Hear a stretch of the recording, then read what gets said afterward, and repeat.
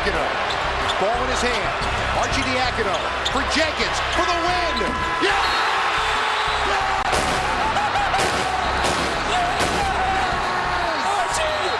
Jenkins for 3 and the win. National champions. National champions. Oh, baby. Championship. First in 31 years. Nice job, Jenkins. Woo! Unbelievable. Live from the Final Four in Houston, this is After Hours with Amy Lawrence. Oh, this is going to be too much fun. Boy, do I have a treat for you. That's the True TV team stream for Villanova, the voices of Scott Graham and Brian Finneran, who may have been the one screaming and cheering like a schoolgirl in the background.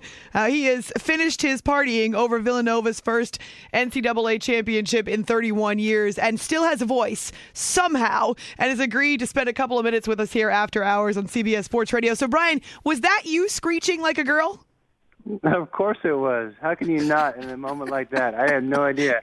Out-of-body experience. Just, seriously, I was talking to Doug Gottlieb earlier in the day, who's done a ton of basketball and called games and done everything, wants to be a coach in the future. And he's like, you get a chance to do what he wants to do, a dream come true. And I never dreamt of an opportunity like this. It's just been phenomenal. For those of you who don't know, Brian played at Villanova, played football, and is also, of course, a former Falcons wide receiver, part of our Atlanta affiliate, does a radio show that's mid-mornings. But this was your first game broadcast. How did this work out? So Villanova gave Turner Sports 5 names, 5 former alum that are somewhat famous, and I use that term loosely. And apparently it came down to me and Howie Long, and I'm sure Howie just said, no, thank you. And I got the gig, and I was able to call the semifinal and the final game. And Scott Graham was my partner, along with Casey McDonald, and just a great group with Turner Sports, just a phenomenal experience. You clearly are much more subdued now than you were at the end of that game. Now, I know where you were sitting. You were sitting right where all the other TV broadcasts were happening, the radio broadcast too. What was your perspective of Kris Jenkins' triple? It was so perfect. He shot it right in front of me. When I tell you 20 feet from where I was sitting, I stood up when he let it go, and I jumped up and down and screamed like a schoolgirl, as you said, as soon as it went in. And it was just, you talk about, I never had a chance to win an NFL championship and a Super Bowl. I never won a championship in college or high school, and to feel that emotion and that energy in that building when that went down was by far the greatest sports moment of my life. Wow. So even though you weren't part of it, as an alum, being on the broadcast, that was your greatest sports moment in your history. It was. You feel so much pride in what Villanova is all about and what Jay Wright has done at the school. It's just, it was such a special deal to have Archidiakono give the little dish to Kris Jenkins and him knock that thing down. The class and pride they show, the way they play the game, team defense, team offense, it was the most special moment of my career. That's awesome. So you guys did the semifinal, as you say, and this is when the Wildcats shot the lights out, as they have for most of the tournament, 71%, a 44-point blowout of Oklahoma, and then this, which goes back and forth and comes down to the wire. In your opinion, since you are now a color analyst for big-time college basketball, Bri, what was the difference in this championship game? It was just back and forth all game long. Villanova had a lead early. North Carolina came firing back. Had a nice bucket. I'm actually watching the game right now on a replay. It's just I don't think I can go to bed for quite some time. But the back and forth action, the way it went down to the wire, a 10-point lead for Villanova down the stretch. Carolina climbing back in that bad boy.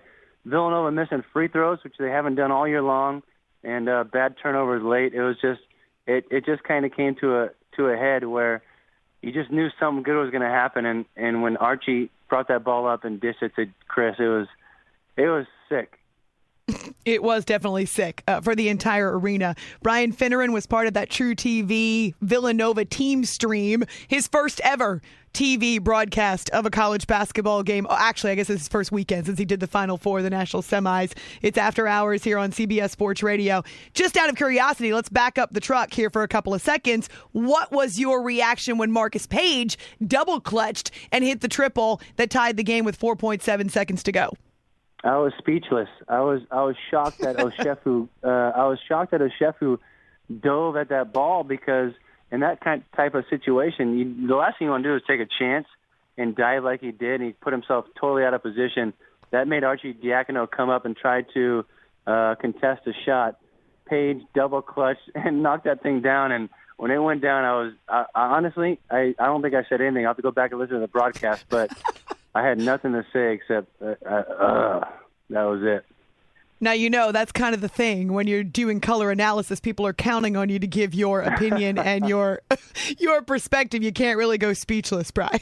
Well, that happened. So it was my second game ever in college basketball. And to get a treat like that, 4.7 seconds left. And Jay Wright, you talk about a coach, a Villanova guy, a family guy that worked underneath Raleigh Massimino. Is there a better story in basketball in the history of the game right now?